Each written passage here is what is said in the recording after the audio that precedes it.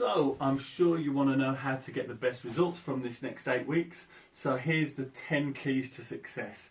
It is all based upon calorie intake, but these are the things that will help you to stay on the appropriate calories for you.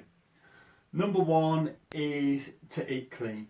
Like all of our programs, avoid gluten, avoid dairy, avoid processed foods as much as possible, because the less of those foods you're eating, the less bloated you'll be, the less water retention, and also you'll have better energy, feel more satisfied, and you'll be eating more of the good stuff as well.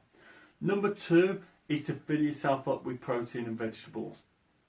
That'll just mean that by the end of the day, because you've filled yourself up with these foods, you've probably got more calories to spare. You can get away with eating maybe more volume of food because they're lower in calorie density, because they're full of protein, fibre or water. In other words, it will be easier to stick to your calorie allowance for the day when you're eating more protein and vegetables. Number three is to eat your meals from smaller plates, especially if you're eating less portion size than normal. If you actually eat that meal from a smaller plate, it will lead to you feeling a little bit more satisfied. So food diet research has shown that basically eating the same amount of calories but from a smaller plate, people feel more satisfied by that meal.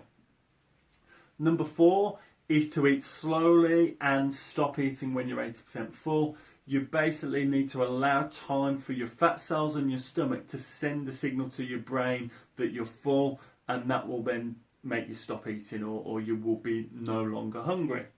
And number five, finally in this video, monitor your intake one way or another. You can either just be conscious of your serving size, and I'm going to put a guideline to serving size out there, and what I would tend to say is just work out what's a normal serving size for you for each of your meals, and either stick to that quite consistently, and then based upon your results, you can just alter that, maybe reduce your servings in some way, or you can also use MyFitnessPal. So all of the recipes in the book have been calculated on MyFitnessPal. You can also use that. It's an app you can download on your phone, and you can just put in the meals that you're having each day.